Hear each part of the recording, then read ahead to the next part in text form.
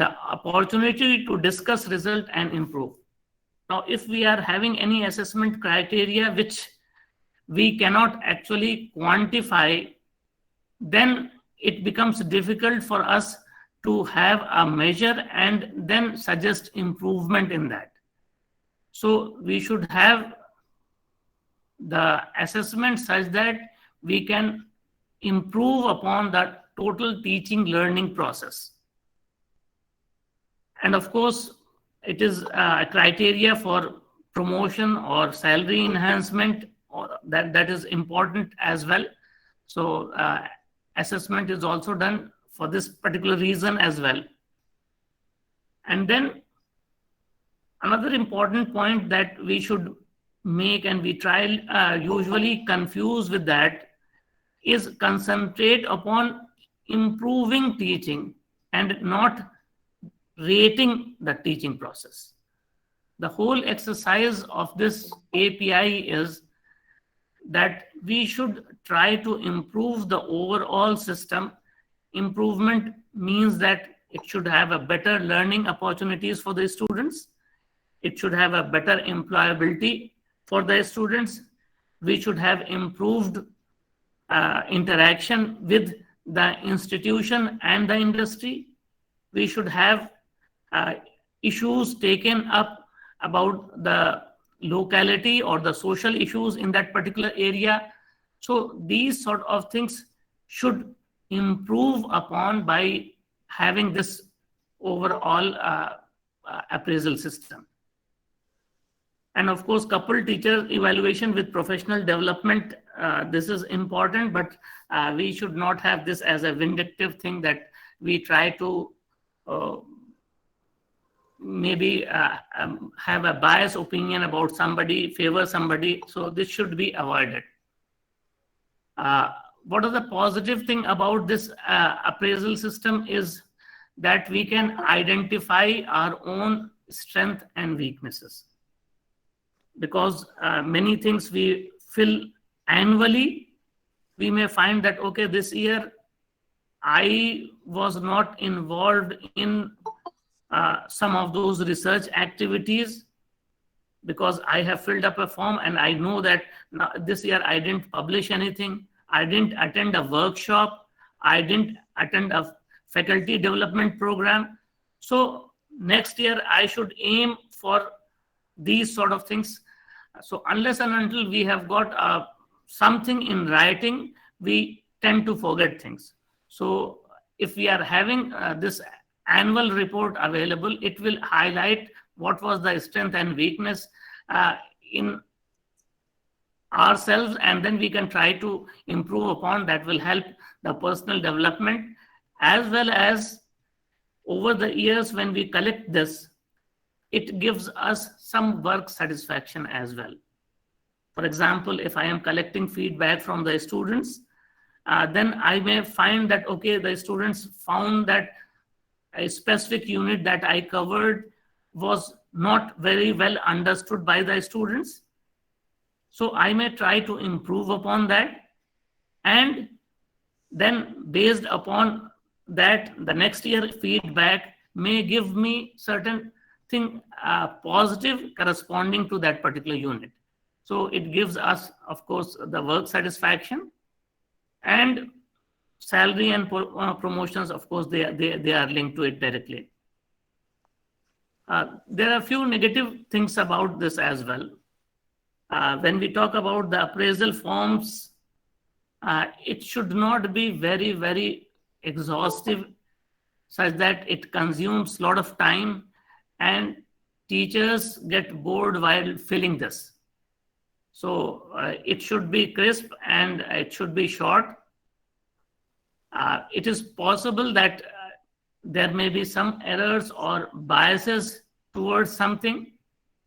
For example, usual complaint when we see or talk about the research output, the evaluation, arts and sciences, people complain that impact factor, when we talk about giving the points, then journals in arts and social sciences, they do have very low impact factor. Sciences medicine, biotechnology, biochemistry, over here the papers may have very high impact factor. So there is an inherent bias over there. Maybe in certain subjects within that stream, you may find a lot of variation. Within the science faculty itself, some of those streams, for example, physics, somebody is working in a nuclear physics, maybe the citation may not be very, very high, the impact factor may not be very high, but the work may be very important. Sorry So to these, disturb, sir. yes, Sir, are you changing slides? Because the same slide is there. So okay, sorry about that, but I am on the third slide over there. no, Is it sir. not visible? The first slide is there still. So Sir, you just need to present this slideshow. Right now, Yes, you're yes, presenting it is the. there in the slideshow. yeah, the outcomes and negatives. That slide is Yes. visible right now, sir. Right now it is there. Okay. Okay. Thank you, sir. Let me check whether it is. No, it's not changing at all. Now, right now you are on the fourth slide. That is actually Yes. But I am now trying to see whether the slide changes or not. But I am changing the slide. But actually, you may not be seeing those changes. I have got two laptops over here, so I'm just trying to see that. So, sir, why don't you click on the slideshow button at the bottom? Yes, I am already there in the slideshow. I'm already there in the slideshow. Sir, I would request you escape the slideshow and go to the reading mode. That will help. Yes, that's what I have done now.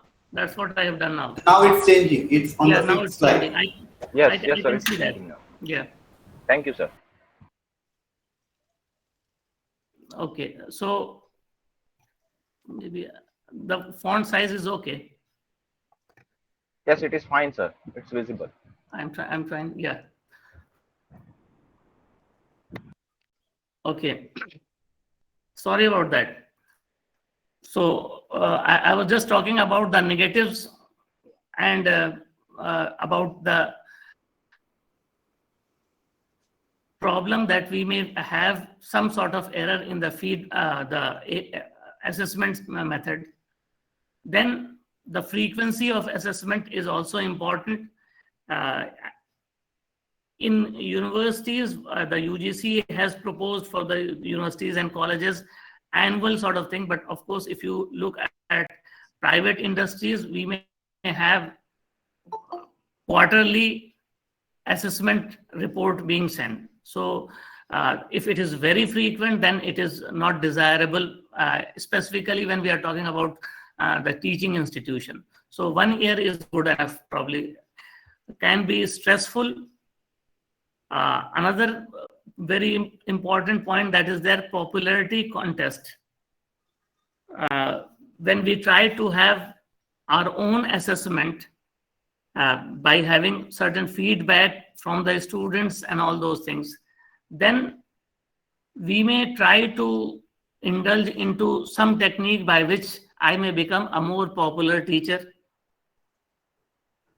In doing so, I may be setting a very easy question, or I may be marking very leniently over there, so that the students are very happy and they get good grade in my subject, and therefore they rate me higher. So this sort of practice may also creep into the system. So honesty is the best policy, of course, so that should be adhered to. Another important thing is how do we rate various things? That rating criteria, how good it is, and how aware the person who is rating about that. The student who is giving you a feedback, for example, about your course, he is a topper. His feedback will be totally different from a person who just cleared your course. So that is also very important, that how sincere and how much aware about these things others are. Now, coming to the academic performance indicators, which are there in the case of API. Some of them are there, some of them are not there. For example, the first and the most important is the teaching quality, because everybody agrees that the primary job is teaching. Maybe in addition to teaching, if you are a university teacher, you have got research responsibility as well. Coming to the colleges may have also research opportunity, but the primary at both the places is teaching. We don't have research professor post in India. In Western countries, we do have professors who are only doing research, not doing teaching, only bringing projects, supervising PhD, and not taking any classes. But we don't have those sort of things. So teaching is the primary thing, and assessment of the teaching quality, it should be done. But if you look at the format given by the UGC that we will discuss shortly, there we don't find teaching quality figuring directly over there. Reason being that the teaching quality is a very subjective measure, and it may vary from person to person largely, and it can be biased as well. It is possible that the head of the department is giving a feedback about the teacher, about his teaching quality, and he is the favorite person in the department of the for the head of the department. So he may give that he is a very good teacher. And because there is no objective measure, so you cannot verify. And therefore this, although it is a very important parameter, doesn't figure directly over there. We have got indirect measures, but not direct measures for teaching quality. Research, again, research is a very clear-cut indicator, because if you do research, then probably you will have some projects running, you may have research scholars with you, and you will be publishing. You may be doing some consultancy work as well. So when you are doing research, all these quantity that is there is actually measurable quantity, number of projects, the amount of the project that you are having, the number of papers that you are publishing, where you are publishing. If you are doing consultancy, then how much money you have brought in for the institution for using this consultancy. So all these are measurable quantity, and therefore we find them present in the API parameters that given by UGC. Of course, if somebody is a good academician, a good researcher, then he may become a member of certain professional bodies. He may be nominated to that. But then again, there is a question mark that there are some professional bodies which are of high repute, some professional bodies which have sprung up after this API norm, which will be offering a membership and fellowship just by paying money. So this is a questionable mark. However, API points are there. And when you see the body to which the person has been associated, you can actually get an idea that whether the body is a good body or just a fake sort of body. Another important thing about a teacher is how much concern he is having about the students. When you teach a class, of course, we are now having an online mode where we don't have much of flexibility and interaction. But in the offline mode, when you teach class, let us say you are teaching first year master's level, and while teaching, you do find that there are some students who are pretty weak in that. Reason being that they have come from a different stream, let us say, or they have come from a place where the course that you are teaching had some prerequisite. They were not taught those prerequisites, and therefore they do have not a very firm background. So you decide that, okay, I will have some remedial classes for these students. This is over and above your duty that you are doing, so that make the students learn more effectively what you are teaching. So remedial classes if you are taking, then that is a very good sign that you are a dedicated teacher and you actually want your students to learn from what you are actually teaching and not simply concerned with covering or finishing the syllabus. Then there are co-curricular activities going on, how much you contribute to that, and then how you are updating yourself. Because in today's world, if you see, things are changing very fast, and probably what you read after 2 or 3 years, there will be a lot of modification, lot of addition in that, and that new addition, modification that you are having in your subject, in your teaching methodology, whether you have updated yourself or not. The faculty development program is actually for that only, that those who are teaching and they are new to this, they may upgrade themselves. For example, everybody went through a learning phase during this lockdown that we started online teaching. So this was again, we updated ourselves to this new environment. So how comfortable we are and how quickly we adapt to these changes is also important. This may be regarding the teaching, this may be regarding the research work as well.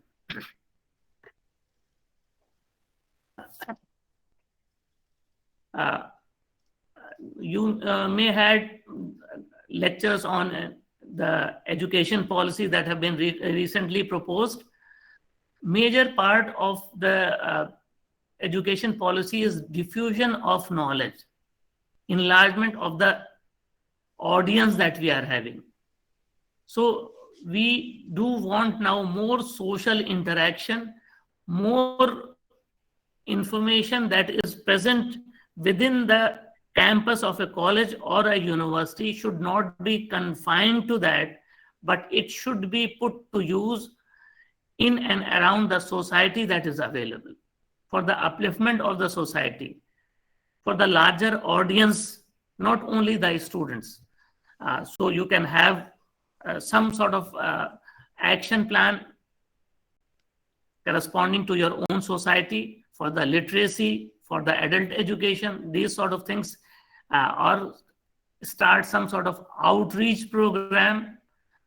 And in that direction, this digital platform for teaching, the MOOCs and all those things are very, very important. And that's why the government is paying more attention and more emphasis on this, that we should have more and more credits in online mode. So this is the overview. Now we'll come to the base essential thing about the recruitment policies and the API scores. We'll talk about that. So as you already know that there are two possibilities. One is the direct recruitment and the other is the career advancement scheme, earlier known as the merit promotion scheme. Direct recruitment, these are the levels: assistant professor, associate professor, professor, and senior professor. Senior professor is only restricted to universities, not in colleges, but the other top three are for the colleges also. So this is the direct recruitment. This is the detailed, finer details of the different cadre that is present: senior scale, selection grade, which is the level 10, 11, 12, 13A associate professor, and the entry level pay is given. In the table, it is also on the extreme right over here. You can see whether it is direct recruitment or promotion. So level 11 and 12, 13 is also promotion, but it can be direct recruitment as well.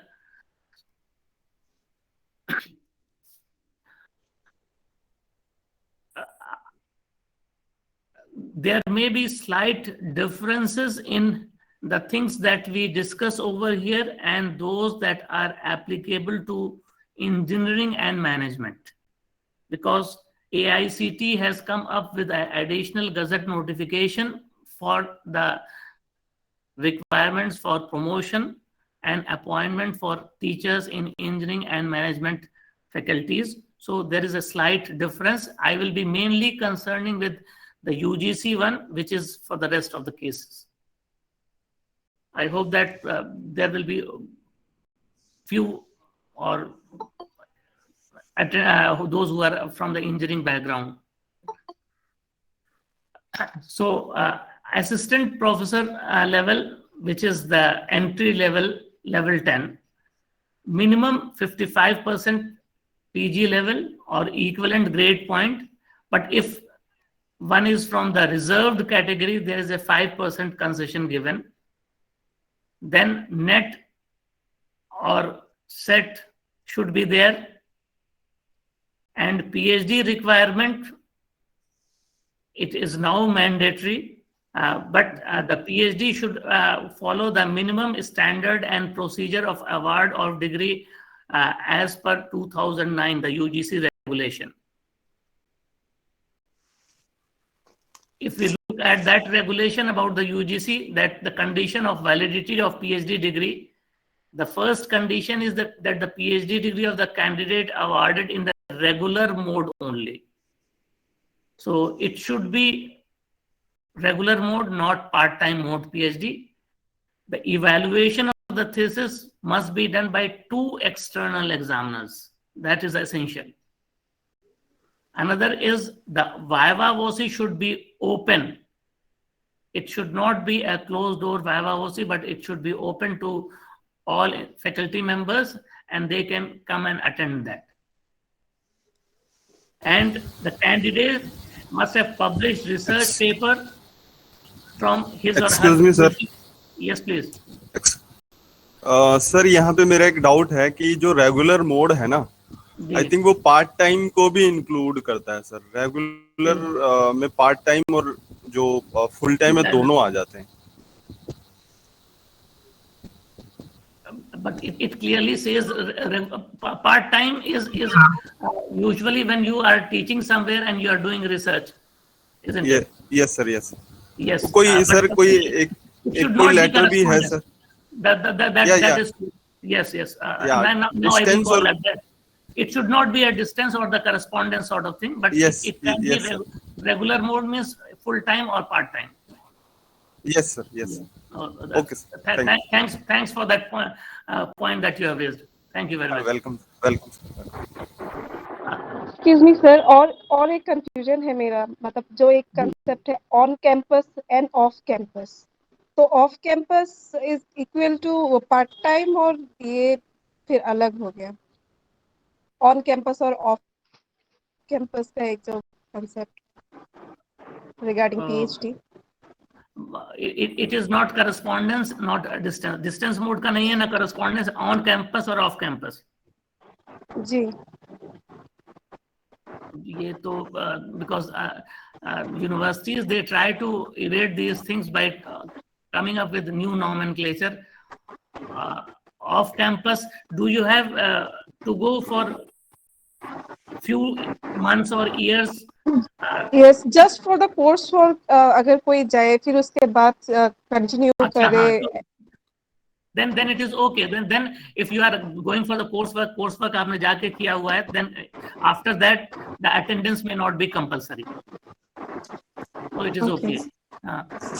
Okay, thank you sir, thank you. उसके बाद 2 research paper publish होने चाहिए आपके.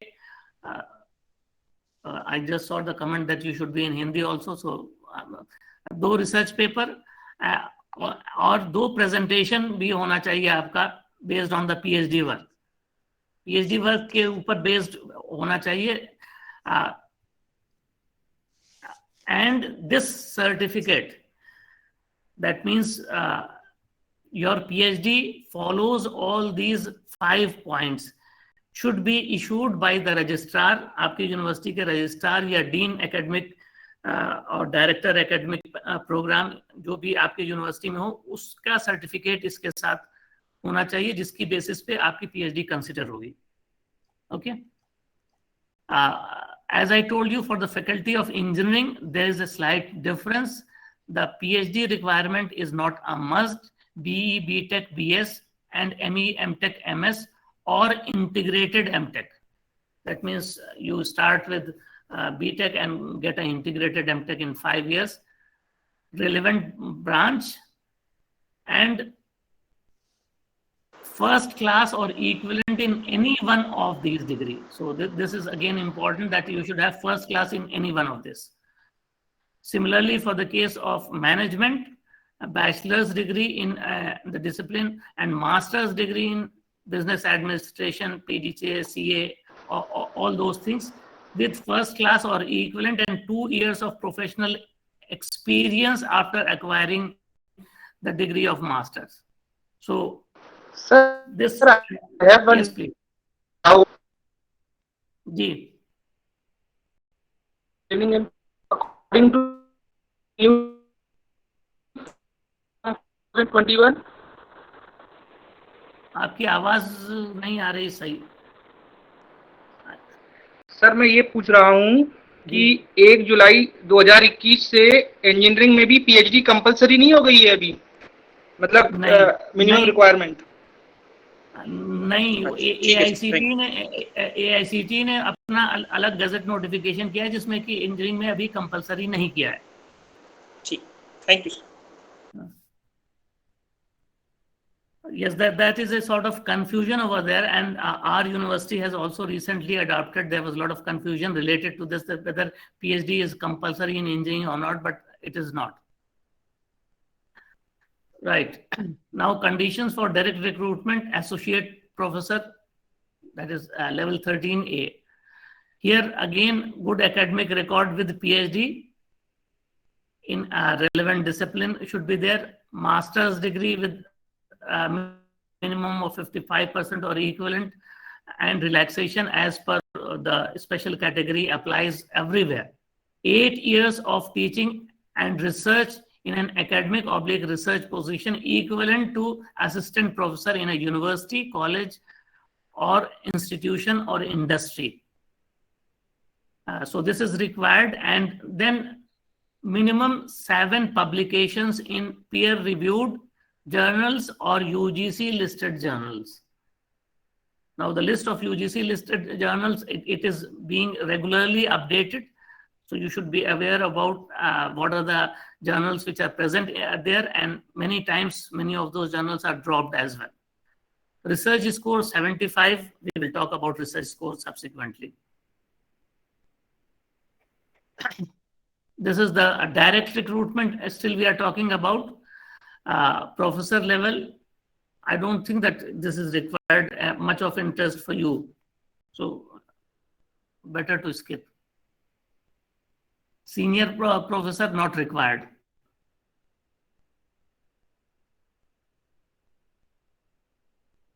Now this is the stages of promotion under career advancement scheme.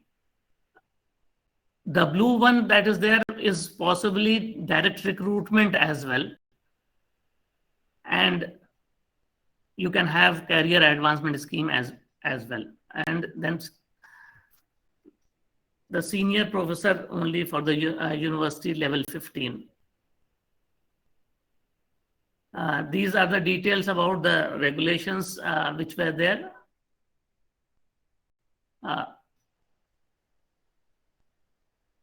Now, there are some important points that you should note. The candidate who does not succeed in the first assessment, he or she shall be reassessed only after a year. This is important. So, after a year. Earlier, this was not the restriction, but now this has been placed that you will be assessed after a year.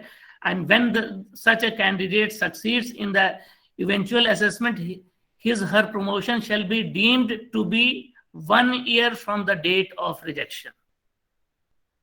Although he may have fulfilled the criteria after 6 months or 4 months, but he will be only promoted after 1 year. Then the induction program of 1 month shall be introduced for all newly recruited assistant professor in the university colleges. This is must, and therefore most of the universities, when they are recruiting new faculty members, they are having this induction program being run. And all short-term courses or the faculty development program, training program, from 1 week to 1 month, seminar, workshop, all these should be actually taken into consideration for the fulfillment of the points in the career advancement scheme. So the course that you are currently having, it will carry some points over there in the evaluation process. Sir, I just have a minor query. Yes, please. Yeah. For the FIP, it's generally we get a selection after 3 years. Generally, within first year, no one gets a chance to go for a FIP. So this won't be validated. You said it has to be done within the first year of joining as an assistant professor. No, it is not necessary, but usually when we talk about this, the evaluation is conducted over the assessment period. So if you fulfill the points over the assessment period, then it is good enough.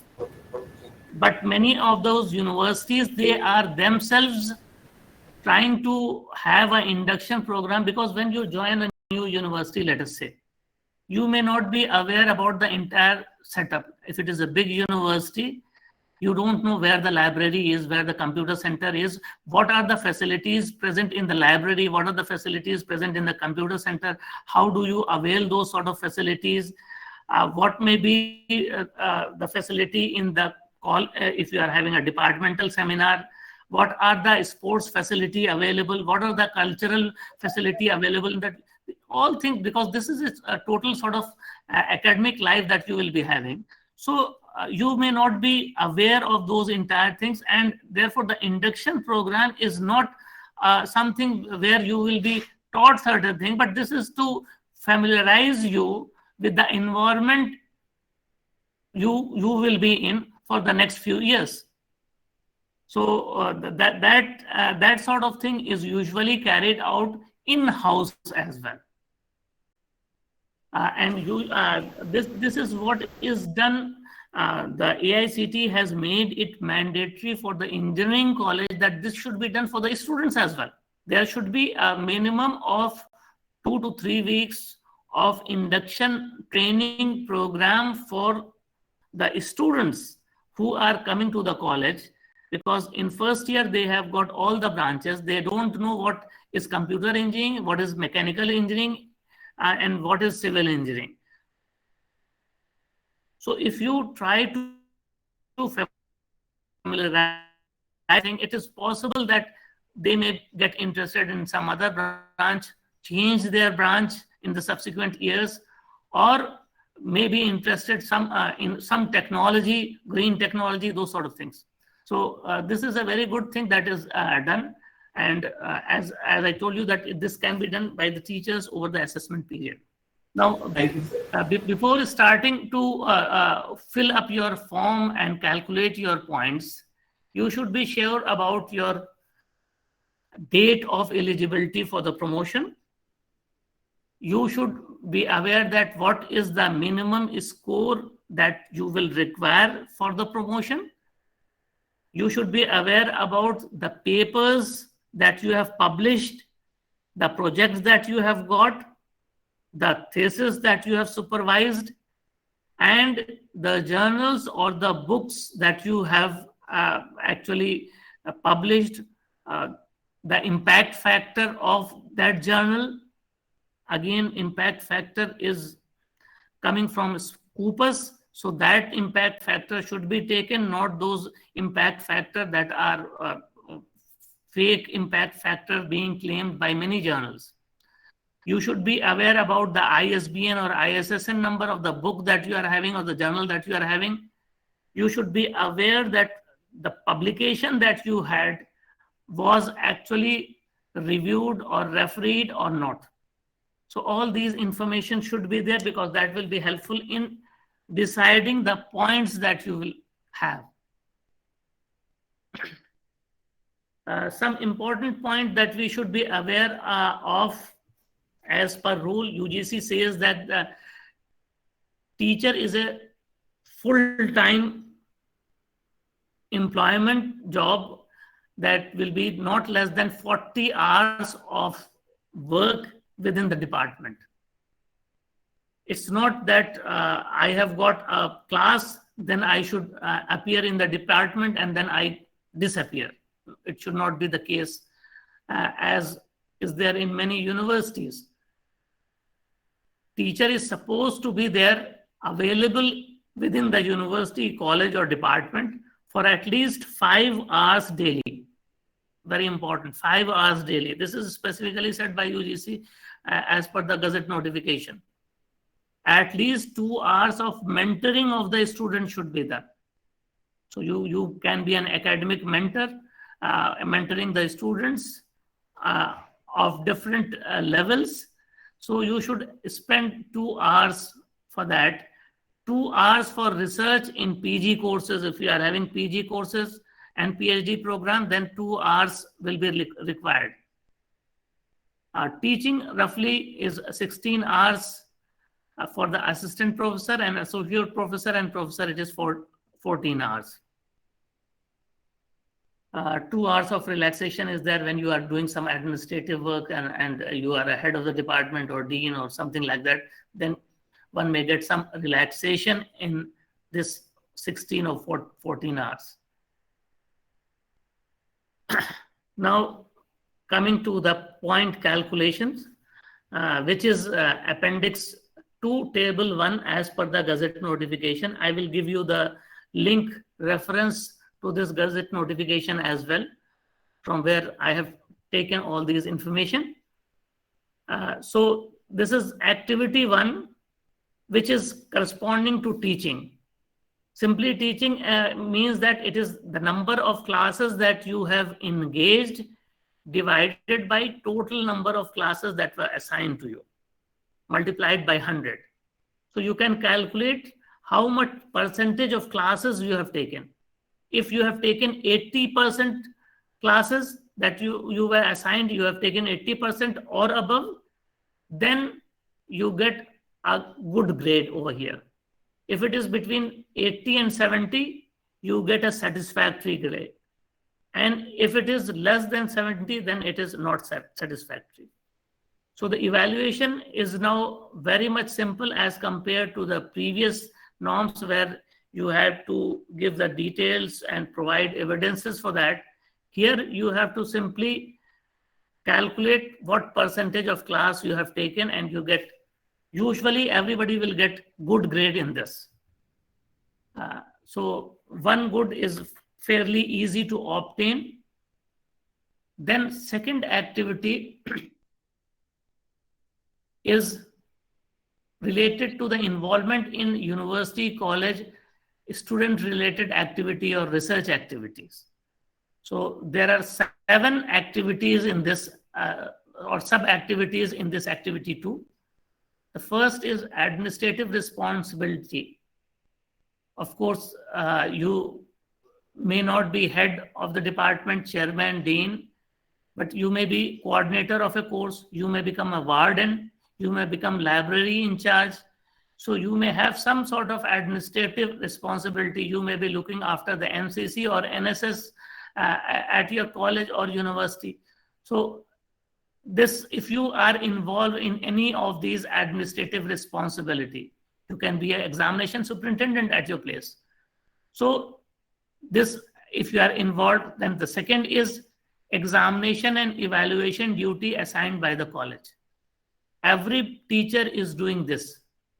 Maybe if you are not involved in A, every teacher is involved in activity B. You are setting paper, you are evaluating, you are doing investigation duties. So you are always involved in B. Then the third is students related co-curricular extension field activity, such as you are having student clubs, you are doing counseling of the students, you take students to field trips, you organize a student seminar or cultural or sports event. So if you are doing this, then this you are fulfilling another criteria. Then organizing a seminar, conference, workshop. Maybe we don't get involved in this very frequently. Even in universities, the conferences or workshop may not be regular. It may be occurring once in 2 or 3 years' time. Evidence of actively involved in guiding PhD. So if you are supervising PhD, then it is good. Then conducting minor or major research project sponsored by national or international agency. If you are having a project, then this will be another category that you will be satisfying. And the last one, at least one single or joint publication in peer-reviewed or UGC-listed journal. So out of these 3 activities, if you are involved in at least 3, then you get a good grade. If you are involved in at least 3, then you get a good grade over here. If you are involved in 1 or 2, you will get a satisfactory grade. Satisfactory grade is not at all a problem. Everybody will get satisfactory in this. And not satisfactory when you are not involved in any one of these activities. Of course, not satisfactory is not possible because B activity that is over here, everybody will be having this responsibility. So at least one will get satisfactory. The overall grading in activity 1 and 2, you get a good if you get good in teaching and satisfactory or good in activity at serial number 2, this one. If in second activity you get good or satisfactory, then overall it becomes good. First is good in teaching, that means you take more than 80% of the classes.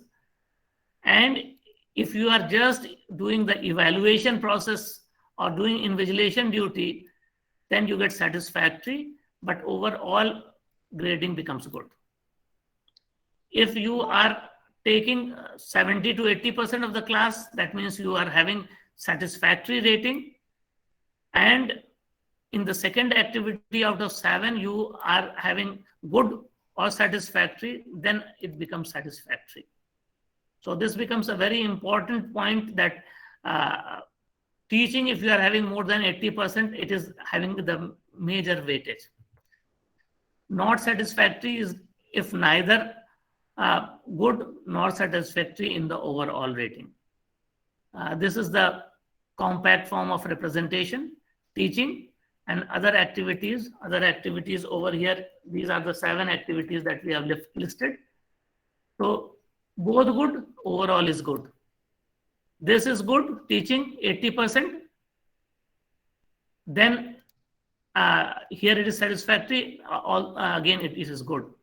If teaching is satisfactory and we may have good or satisfactory in the second activity, it will be satisfactory. And unsatisfactory, then of course it will be overall unsatisfactory.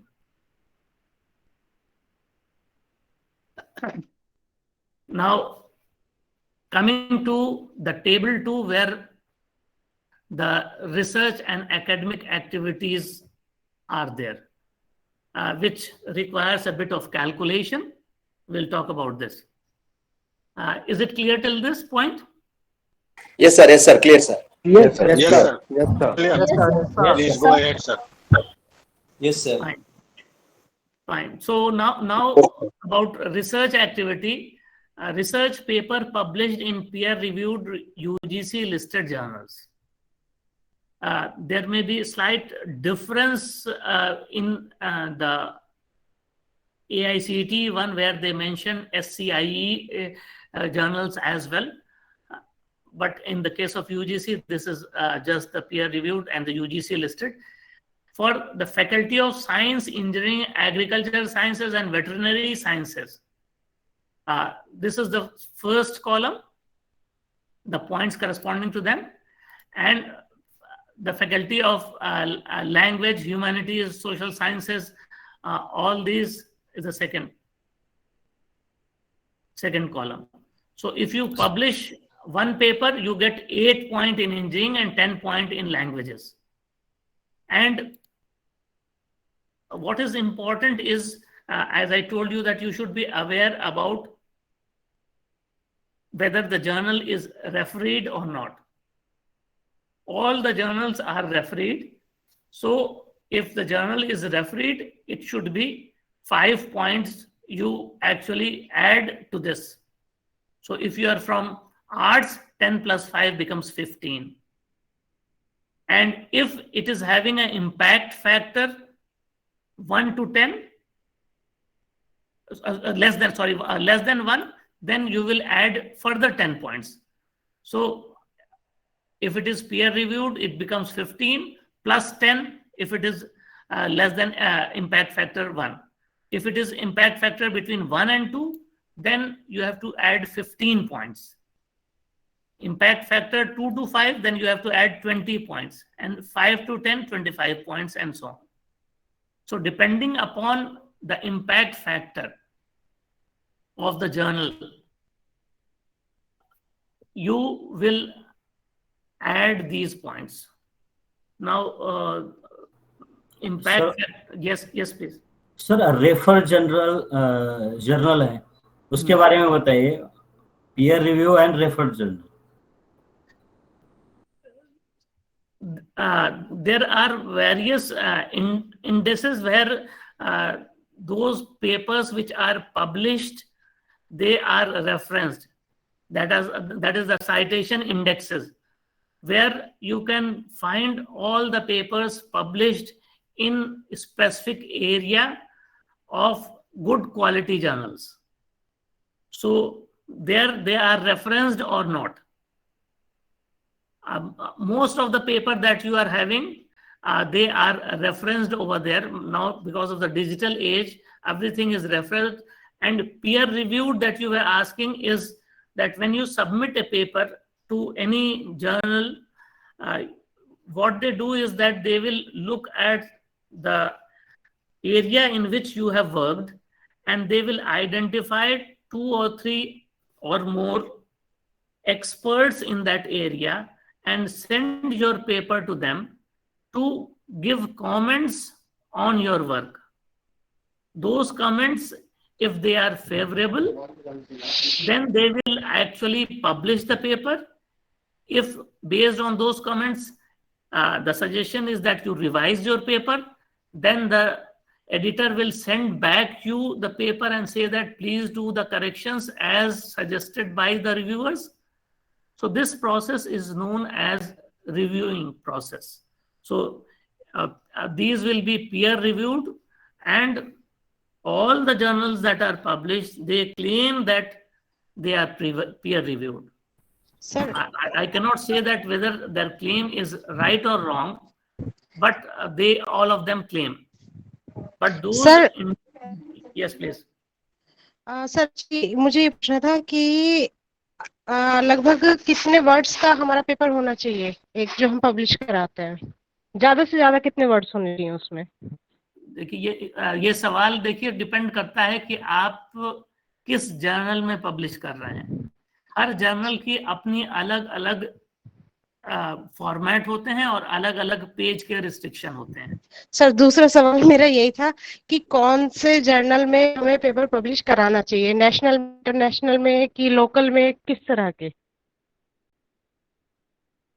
देखिए, ज्यादा valuable हो. ज्यादा valuable तो होगा कि international में जब आप पब्लिश करेंगे जी, तो उसकी वैल्यू ज्यादा होगी. मगर सबसे पहले आपको ये देखना चाहिए, अगर आप अच्छा काम कर रहे हैं तो आप देखिए कि उस जर्नल का इम्पैक्ट फैक्टर कितना है. वो आपको पता चल जाएगा. स्कूपस की वेबसाइट पे अगर आप जाएंगे तो वो जर्नल्स की रैंकिंग दिखा सकते हैं.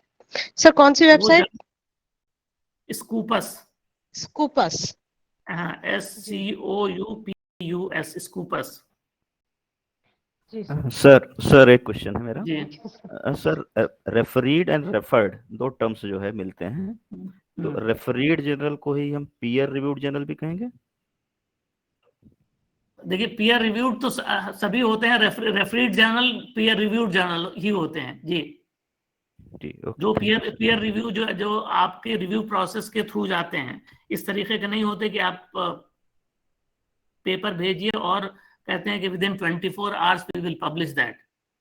Okay sir.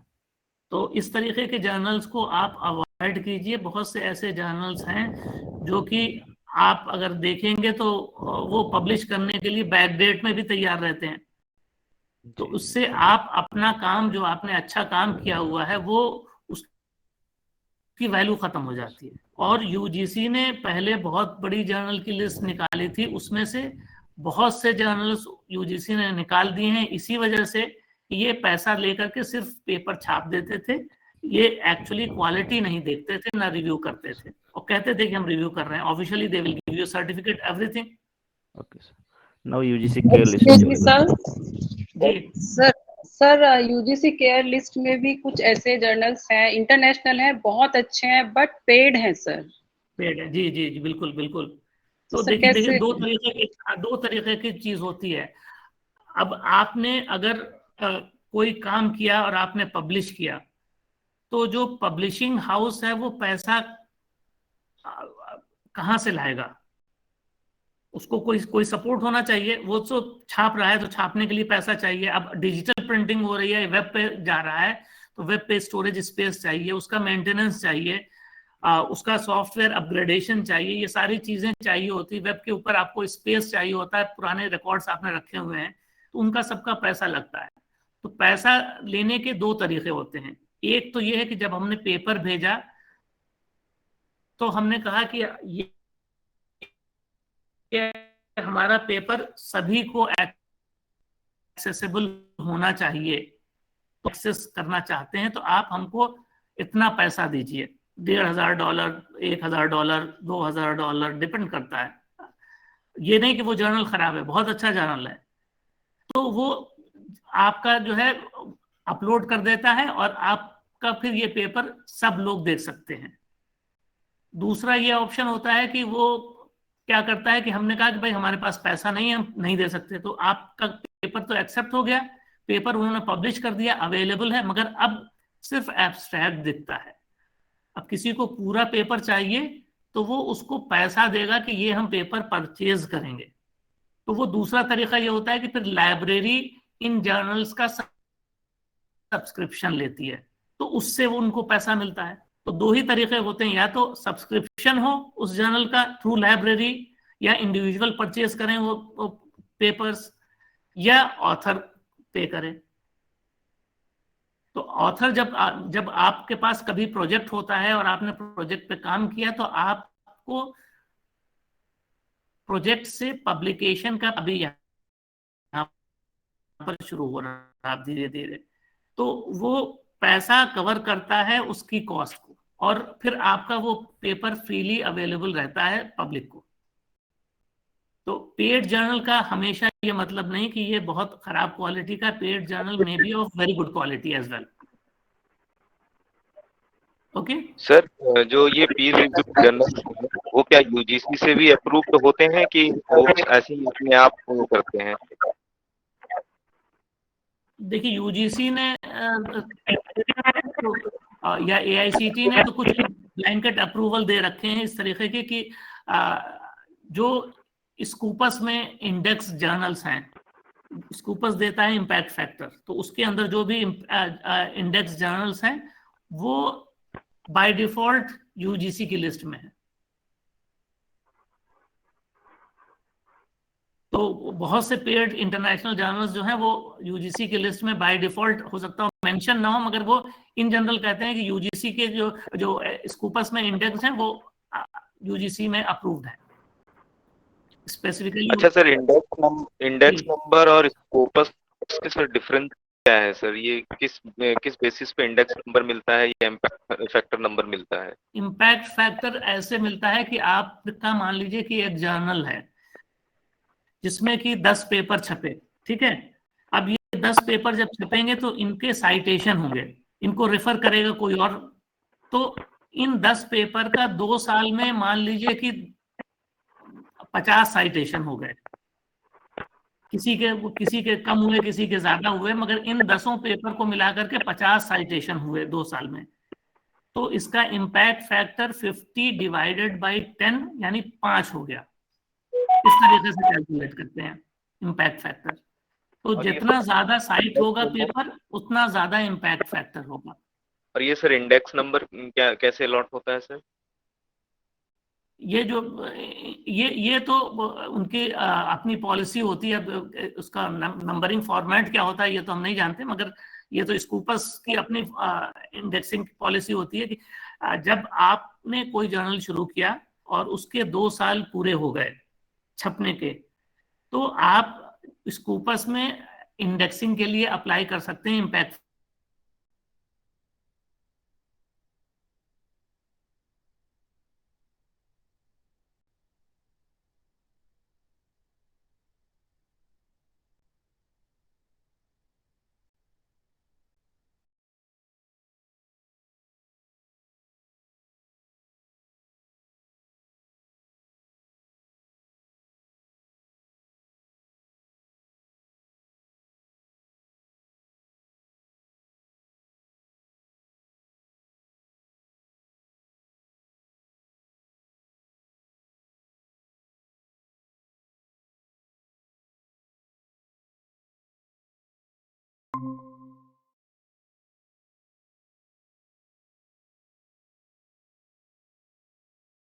तो उन लोग जर्नल की वेबसाइट पे जाके फीवेवर ऑप्शन देख के वहाँ पे अप्लाई कर सकते हैं। सो हमारे बहुत सारे जर्नल स्कोपस में भी है, वेब ऑफ साइंस में भी है। तो we are promoting open access journal specially for India and Asian countries. Thank you for that information. But now India has come up, developed a lot. So in many of those journals, I have seen that they list a lot of countries, mostly African countries, but they have excluded India in the journals of my interest. Yeah. And now UGC list is also there, sir. And Yes. a lot of journals also there. Okay, Yes, sir. but thank you for this point. Very important point. Madam ने बताया कि आप लोग अगर paid journal भी हैं तो आप उसके अंदर देख सकते हैं उनकी पॉलिसी। कुछ वो अंडर डेवलप्ड और डेवलपिंग कंट्री के लिए रिड्यूस फी वेवर का भी ऑप्शन उसके अंदर रहता है, तो आप उसको देख करके अप्लाई कर सकते हैं। ओके, तो मेरा एक क्वेश्चन है मैं ये कहना चाहता हूँ कि अगर हम लोग मतलब कि रिव्यू पेपर छपते हैं तो उसका भी सेम इम्पैक्ट मिलेगा जैसे रिसर्च पेपर में? हाँ, बिल्कुल बिल्कुल, that is the publication. Okay sir. और सर मैं ये जानना चाहता हूँ कि अक्सर हमारे मेल में वो रिव्यू करने के लिए कुछ मेल आ जाता है जर्नल से, तो अगर हम रिव्यू करेंगे क्या कुछ इम्पैक्ट फैक्टर मिलेगा हमको एपीआई स्कोर में या कुछ उसमें? नहीं, इसका तो अभी कोई प्रोविजन नहीं है रिव्यू करने का। You can review but you don't get something out of that. कुछ रिव्यूअर्स ऐसे होते हैं, कुछ जर्नल्स होते हैं जो कि आपको पेमेंट करते हैं, बहुत कम ऐसे हैं जो कि पेमेंट करते हैं। कुछ ऐसे हैं जैसे आप अगर एल्सेवियर के जर्नल्स होंगे जिसमें साइंस डायरेक्ट के थ्रू आप लॉगिन करते हैं, तो उसमें अगर आप रिव्यू करते हैं तो वो आपको फ्री पासवर्ड एक्सेस दे देते हैं 1 महीने के लिए स्कूपस डेटाबेस का। कुछ ऐसे जर्नल्स होते हैं जो कि आपको कुछ पब्लिश्ड बुक के ऊपर परसेंटेज रिडक्शन दे देते हैं, कुछ आपको ई बुक का कूपन दे देते हैं। So there are various options, मगर एपीआई में उसका कोई वो नहीं है। अच्छा, वो लोग सर सर्टिफिकेट भी भेजता है हम लोगों को जो सक्सेसफुली रिव्यू दिस पेपर, तो अच्छा उसको कोई काम नहीं आएगा। Okay sir, thank you sir. But that is, if you are reviewing some good journal papers, then that is a sort of achievement that you get. For example, I got a certificate from Web of Science when I tried to review, when I was reviewing in 2019, top 1% reviewer for interdisciplinary area. So that sort of certificate may not be giving you a point, but that gives you a sort of satisfaction that, okay, you are something internationally. Okay, sir. Thank you. Okay, and then Sir, suppose I publish a paper after changing from the UGC care list, and since the care list is dynamic, then for any reason it is excluded from the list afterwards, do we get a mark for that? ma'am, I couldn't get your point because the voice was breaking. The link is not very proper. Okay, sir. I'll put it in a chat box, sir. Okay. Now about the point, how much point do you get? When you write a paper, you are not the sole author. Usually it is that there will be 2 or 3 or more authors over there. So how do I distribute that point? That is very important. So if you are having 2 authors in a publication, then whatever point you have calculated, for example, if it is 10 point plus, because it is a refereed journal, so it becomes 15, and because the impact factor is let us say between 1 to 2, then you get additional 15 point, means 30 point. Total 30 point, 70% you will get. That is 21 point will be given to each author if there are 2 authors. And if there are more than 2 authors, then 70% of the point will be given to the first or the principal or the corresponding author, and 30% of the point will be given to the rest of them. So this is the division that they have come up with. This is how you need to decide. But what is important is the paper should be published during the period of your assessment. So you must be aware of this. Then again, books. Sir, I have a confusion here. So, sir, hello? Yes. Hello, sir. Sir, I have a confusion here. Just you told me that the 30% for the rest. So 30% is distributed among them, or each will get 30%? See, 30% of the total value of publication for each of the joint author. Each. Okay.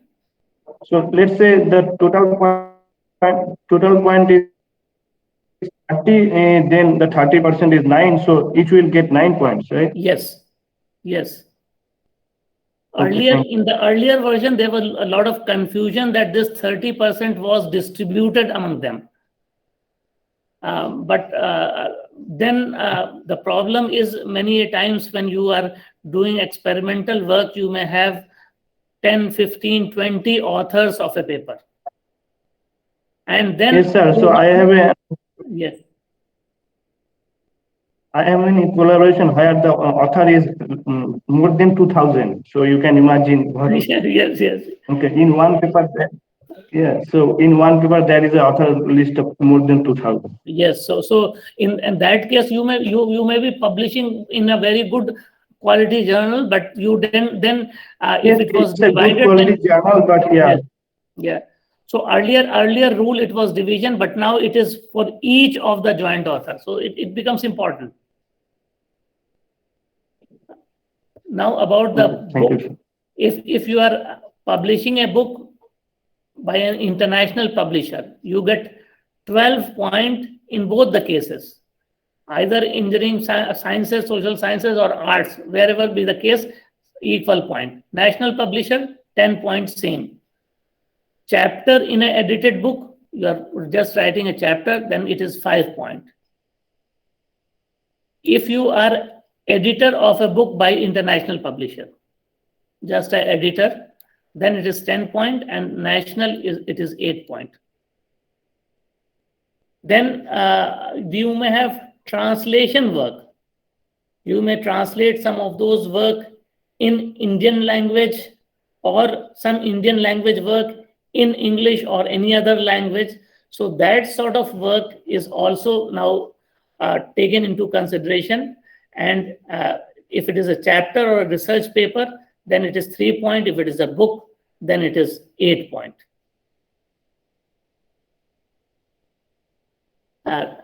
Then creation of the ICT mediated teaching learning methods that are there. You development of innovative teaching methods of pedagogy, 5 points for that. Design of new curriculum or course, 2 points per curriculum or course. Then about MOOCs, you are already aware of that if you develop a complete MOOCs course 4 quadrant, that is 4 credit, then you get 20 points for that. And if you are having 4 quadrant MOOCs for a module or lecture, then it is 5 points. If you are writing the content or the subject matter, then it is 2 points for each module. And if you are a course coordinator for the MOOCs 4 credit course, then it is 8 points. Or if it is less than that, then you get 2 points for each credit. So correspondingly, you can do the calculation. So this calculation is to be done over the assessment period. E-content development, because now online has come up as a big way. So you get a lot of points if you develop these e-content, 12 points for the entire coursework. For the module, you get... Excuse me, sir. Yes. Sir मैं बताना चाहता हूँ, जब मान लो edited book में national publisher में हूँ, हम लोग 3 एडिटर है, कितना करके होगा sir?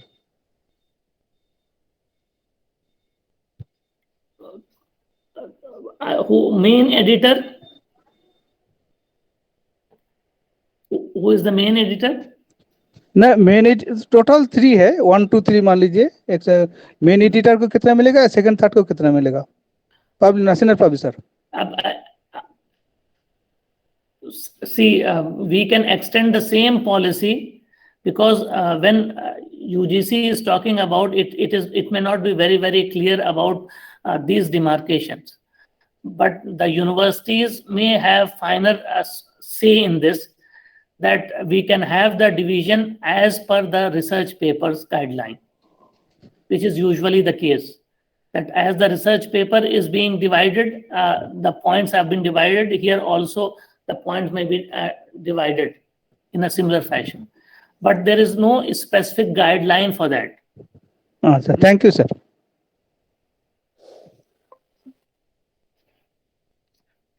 Now about the research guidance, if you are having a PhD degree has been awarded to your student, then 10 points will be given. Again, this degree awarded during the assessment period. And if it is MPhil or PG dissertation work, then 2 points will be, or 2 marks will be there for each MPhil or dissertation that you have supervised.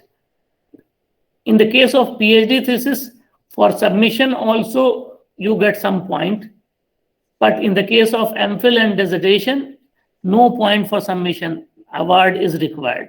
So this is a fine difference between these two. And now, if you are having research project, then more than 10 lakh, 10 point, less than 10 lakh, 5 point. And this research project that was completed during the assessment period, it is possible that you may have ongoing research project. Then this ongoing research project will give you more than 5 lakh, 5 point, and less than 10 lakh is 2 point. Consultancy is 3 point.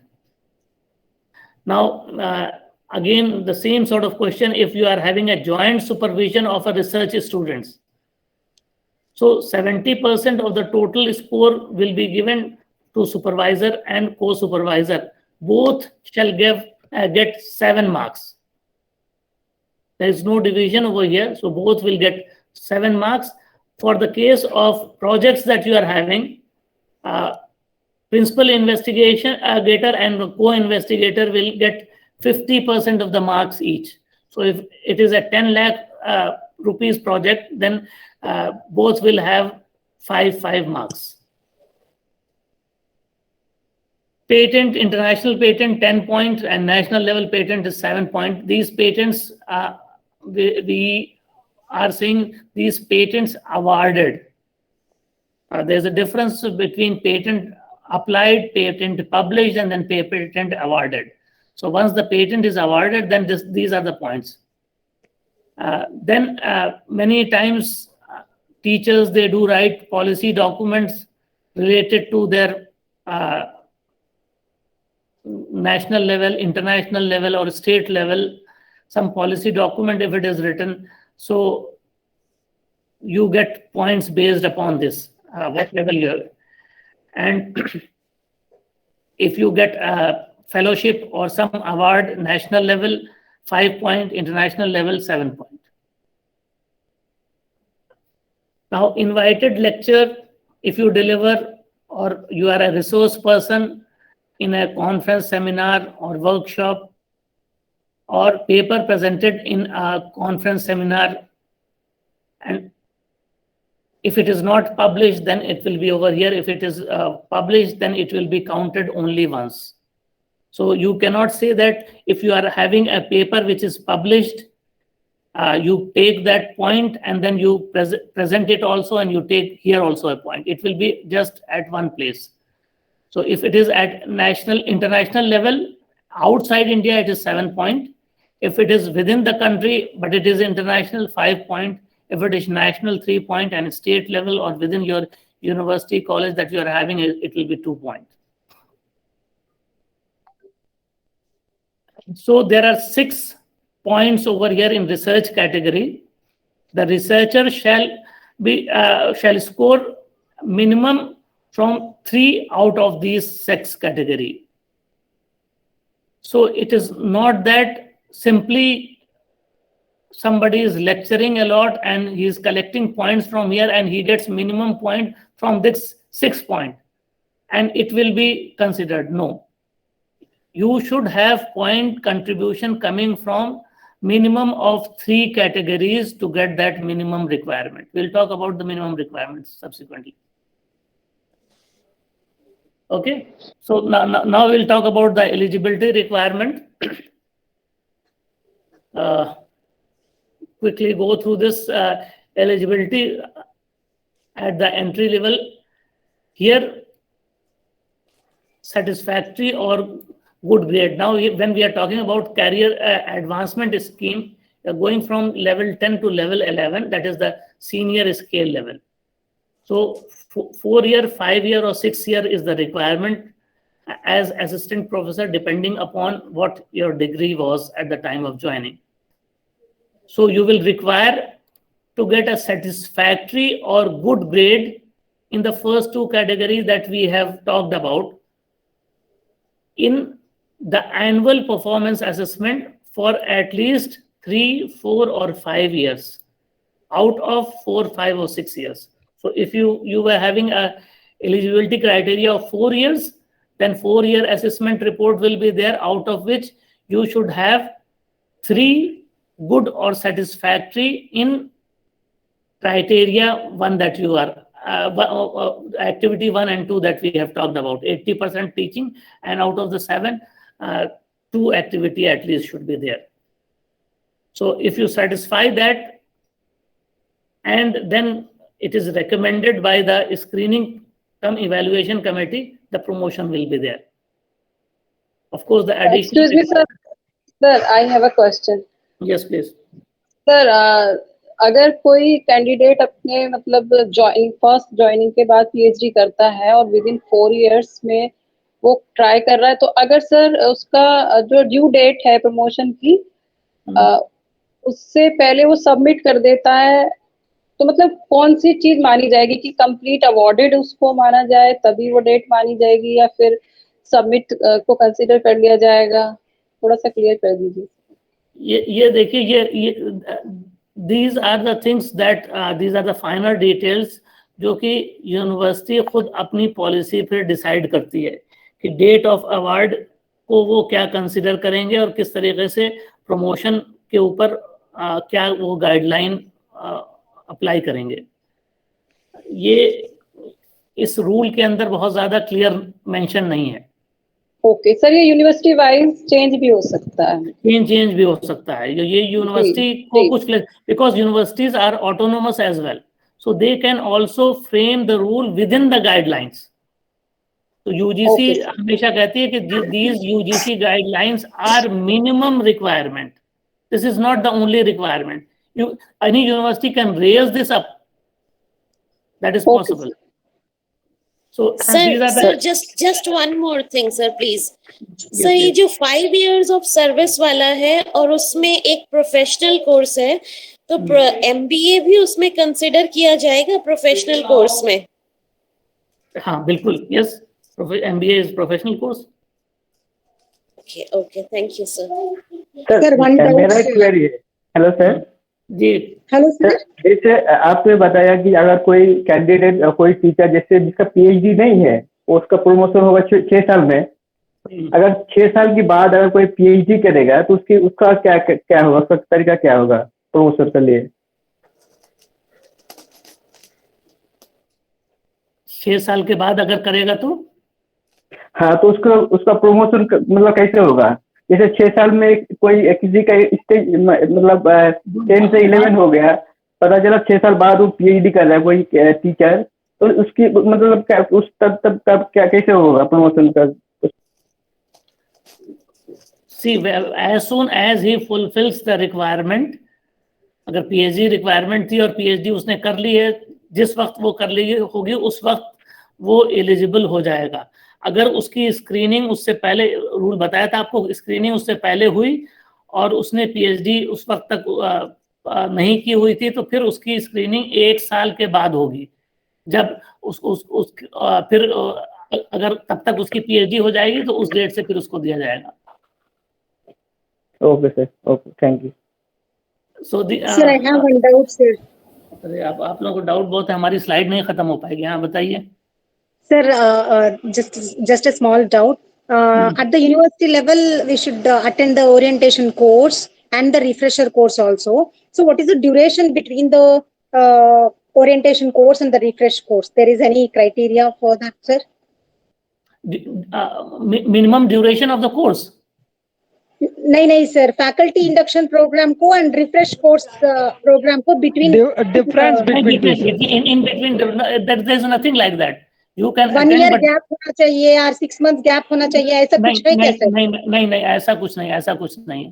या कभी भी कर सकते हैं after completion of faculty induction programme और orientation programme? Yes, after that you can do any time, but it should be within the assessment period.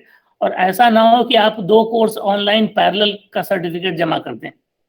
No, okay sir. नहीं sir, session का भी सुना है कि सेशन का डिफरेंस होना चाहिए। जैसे अब हम इस सेशन में कर रहे हैं तो 21-22 नहीं कर सकते, कुछ ऐसा है?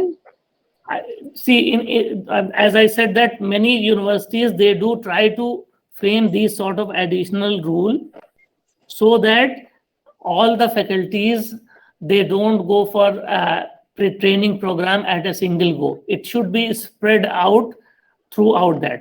उसके लिए फिर यूनिवर्सिटी अपनी मॉडलिटीज डिसाइड कर लेती हैं, मगर UGC एज सच गाइडलाइन बताती है कि इस ड्यूरेशन में, असेसमेंट ड्यूरेशन में आपको करना है। यूनिवर्सिटी कह सकती है कि हम 1 साल में आपको 1 करने देंगे, अगले साल हमको कर देंगे, हमारी ऐसी पोजीशन है। So that is universities jurisdiction, and they may have different rule depending upon their own constraints. वो कर सकते हैं। सर एक डाउट और है जी।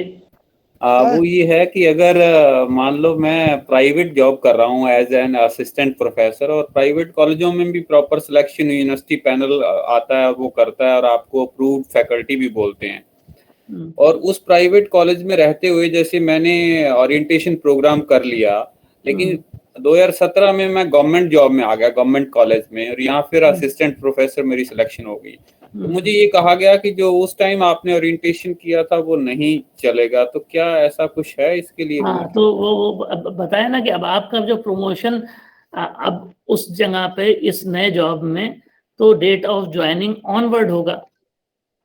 तो असेसमेंट जब अब ये पीरियड शुरू हो रहा है तो उस असेसमेंट पीरियड में ही आपको ये सब कोर्सेज करने हैं। That's what I'm trying to say again and again, that it should be within that assessment period. Okay, I'll go on quickly. Sir मैं क्या ये पैसा को कर सकता हूँ? मैं इसके बाद ये पैसा को कर सकता हूँ? मैं रिफ्रेशर कोर्स कर सकते हैं इसके बाद जस्ट? क्यों कर सकते हैं? As I told you that as such there is no such foundation, but the universities may have their own rule in between this. तो as such कोई आपकी पाबंदी नहीं है कि आप इसके बाद ये नहीं कर सकते, आप कभी भी कोई भी कोर्स कर सकते हैं। That is totally flexible. Hello sir एक क्वेश्चन है मेरा। सर जी सर एक क्वेश्चन है। Hello yes please. Hello sir, ये अपॉइंटमेंट का बाद, रेगुलर अपॉइंटमेंट का बाद कितना समय का बाद ये फैकल्टी इंडक्शन प्रोग्राम FIP करने में ये काम में आएगा? See, it should be this should be the duration and during the assessment period. See, all these things are written over here during this assessment period. So when whatever is your assessment period, once you have joined that, your assessment period starts. You can go for any of these programs provided that your university gives you the leave or permits you to do so, because the final authority is the university itself. Sir इसमें ऐसा कोई नहीं है कि sir 1 साल का बाद और 2 साल का बाद करना चाहिए फैकल्टी इंडक्शन प्रोग्राम? कोई ऐसा नहीं है सर। नहीं, ऐसा नहीं, इसमें तो ऐसा कोर्स है ही नहीं सर ना सर? नहीं, नो सर मेरा एक क्वेश्चन है कि जैसे कि पैंडेमिक सिचुएशन में अभी जो कुछ भी चल रहा है सब कुछ ऑनलाइन चल रहा है, इसमें हम लोग जो FIP कर रहे हैं तो हमने मान लीजिए कि UGC HRDC AMU का हम इस समय प्लेटफॉर्म पे हम अपना FIP कंप्लीट कर रहे हैं ओरिएंटेशन कोर्स, और कुछ लोग हैं जो रामानुजम का Pandit Madan Mohan Malaviya teaching and learning programme कर रहे हैं। तो सर ऐसे सिचुएशन में क्या दोनों वैलिड है या अपना ये UGC HRDC ही valid for assessment and get promotion? देखिए सब वो भी वैलिड, इसीलिए this is the university one. Any one of the following completed refresher course, research methodology course, workshop और syllabus upgradation workshop, training, teaching, learning, evaluation, technology development, faculty development programme of at least 5 days duration or taken on MOOCs a course. So this is important, which I am highlighting with a different.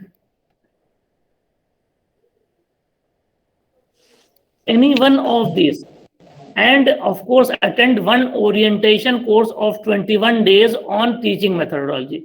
So this is one which is required, and out of this blue that is there, any one of this during the assessment period. There is nothing like how much gap should be there, whether I can take it both of them same year or one in a specific year then another year. There is nothing like that. Similarly, as the publication is also there, research publication, it should be one during the assessment period.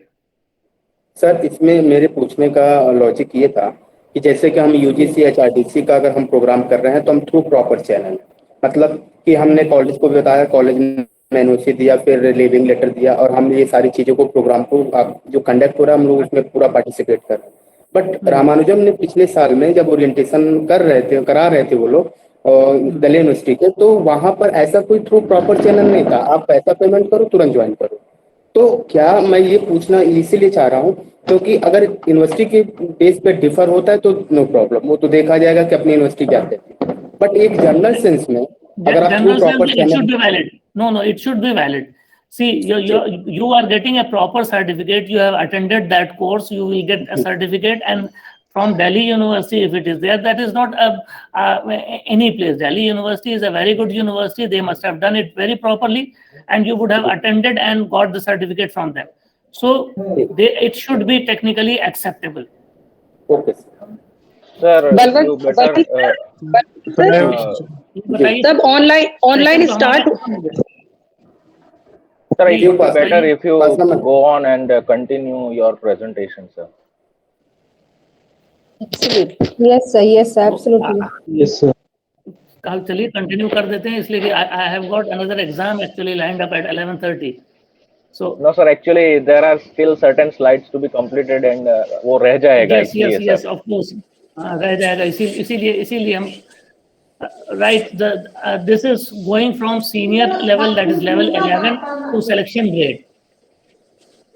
Again, you can see that 5 years as a senior assistant level. If you have completed the service, then you are eligible for the promotion to assistant professor selection grade, that is level 12.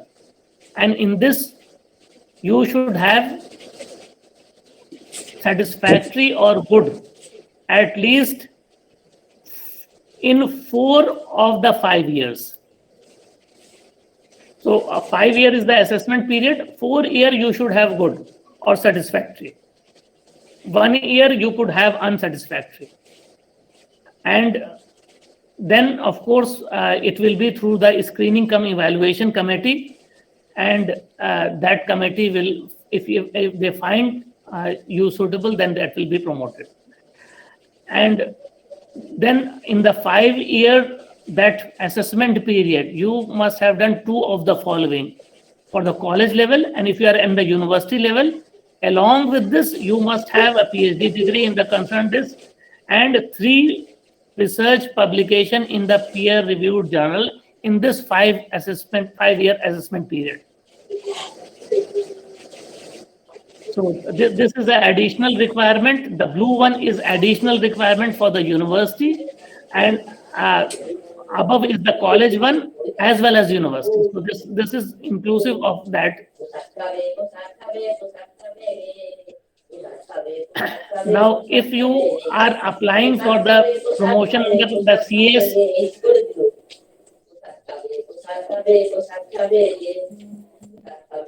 yes. So if you are applying for the selection from the selection grade to the associate professor level, that is 13A, then 3 years of service is required and the selection grade. And of course, PhD is a must. Minimum 7 publication in this period is required, out of which 3 research publication should be in the assessment period. So now this is another point coming over here, that overall you should have 7 publication, but 3 should be there in the assessment period of 3 years. Plus, there should be evidence of guiding one PhD. So you must have supervised 1 PhD for the associate professor level. And then in the category that we have talked about, activity 1 and 2, you should have good or satisfactory for at least 2 of the 3 assessment periods. And the table where we have talked about the calculation of the point of publication, research projects, and all those things, you should have 70 points or 70 marks during that assessment period. That is 3 years. And then there will be a selection committee that will be held, and the selection committee should recommend you for the CS. This is again the requirement, additional requirement for the training program. जब तक आप भेज नहीं पाएंगे उस पे Google classroom में तो हम लोग So for the associate to the professor level, that is 13A to 14, 3 years again should be there as an associate level. That is the minimum requirement. PhD of course should be there. 10 research publication, 3 during the assessment period. Again same condition over here, but total is now 10 publication. And minimum score of 110. Earlier it was 70, now it is 110. Again, same good and satisfactory performance in the 2 assessment period will be required. And the promotion will be only through the recommendation of the selection committee. This is for the senior professor level. Of course, it is not of much interest to you. Should we discuss about this as well? Shortlisting criteria for the assistant professor in universities. Yes. No, sir. Because everybody is already there, so this may not be required. Yes, sir. It's not required. Okay. So that was all about the evaluation, and these are the links that you can see. Maybe it is not very much clearly visible. Now it will be visible. These are the links from where you can actually find the details of the regulation that has to be followed. The universities minded don't adopt the regulation in toto. Many a times some of those may be adopted and some of them may be slightly tailor-made. So you have to look at the specific university in which you are, that whether they have adopted the Gazette notification as such, or there has been some modification, some enhancement. If there are some, then you have to follow that. You will be governed by that particular rule, because they may be adding clause like simple clause that you will be recommended for this faculty development program, provided that the requisite number of faculty members are present in the department. All these sort of things can be there. So anyway, this was all about that. I wanted to talk, and we had to go to yes. Sir, approved CHB service can be counted in cash or not? Approved? CHB service, clock hour basis service. Approved, what was the grade over there? Approved CHB, clock hour basis appointment. Club hour basis appointment, what is that? This is a contractual appointment? Yes, sir. Not accepted. Okay. In Mumbai University, there are CHB basis appointments also. Yes, but again, for example, our university says that, okay, contractual appointment, if it is there for an entire session in a single go, then we may consider it. Sometimes total is reduced by a factor of 1/3 total. So the universities have their own rules. Some university they do consider, some they don't consider, some consider them partially by scaling them up, saying that okay, you have taken classes and but you were not full time, so it will be scaled. Sir, I have a simple question, sir. Actually, I have completed 4 years of my postdoctoral research. After completing my 4 years of my postdoctoral research, I have recently joined as assistant professor. So after completing my 4 years in the assistant professor, can I apply directly to the associate professor? Yes, your assessment, if you were on a paid leave, then your assessment will not be carried out for which you were on the paid leave. You will be assessed for the duration for which you were there in that particular organization, and that No, sir, in case of direct recruitment, sir, in case of direct recruitment, can I apply in the associate professor? Because I have 4 years of my postdoctoral research experience. Then after completing 4 years of my service, then total will be 8 years. Then after that, can I apply for direct recruitment of the associate professor? Yes, you check the points that is required, then you can apply. Okay. You can apply. Yes, you can apply because postdoctoral Okay, work is there. Yeah. Okay, sir. Okay, thank then you. Sir, I have a question. Sir, Okay, last question. Hello sir, जो लड़की लोग के लिए कभी maternity leave जो लेना पड़ता है कभी कभी हाँ, बिल्कुल, या हाँ, चाइल्ड जी। केयर लीव लेना पड़ता है, तो ये जब छुट्टी लेना होता है तो अगर आफ्टर 6 years या 4 years जो फर्स्ट स्टेज का प्रमोशन होता है उसके पहले अगर ये छुट्टी ले ले तो वो क्लासेस काउंट कैसे होगा? ये तो देखिए ये स्लाइड देखिए निकाल दिया for the purpose of assessing the grading of activity serial number 1 and 2 all periods or for which the teacher or any kind of paid leave such as maternity, child care, study leave, medical leave, deputation shall be excluded from the grading assessment. The teacher shall be assessed for the remaining period of the duration, जो अभी मैंने बताया था कि जो जिस period के लिए आपने काम किया था उसमें असेस किया जाएगा और it will be extrapolated for the entire duration. Okay, thank you sir. Sir मेरा कोई क्वेश्चन नहीं है, सच एक रिक्वेस्ट है सर, जो भी आपने प्रेजेंट किया सर इसकी अगर स्लाइड मिल जाए हमें गूगल क्लासरूम पर. Yes sir, it's our humble request. अच्छा होगा. It's a very nice his mail ID. Sir बहुत यूजफुल है सर, प्लीज मेल आईडी आप कह रहे हैं तो मेल आईडी हम यहीं पे लिख देते हैं. सर गूगल क्लासरूम पर sir please send on Google classroom via directorate. I am sitting in the directorate and I am using their laptop. I have copied it on their laptop, so it will be available. Okay, so I have written my email address as well. I am actually from the electronics engineering department, working as a professor over there.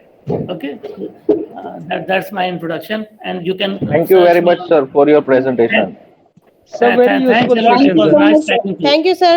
Thank you so much. Thank you, sir. It was so informative. Thank you, sir. Thank you, sir.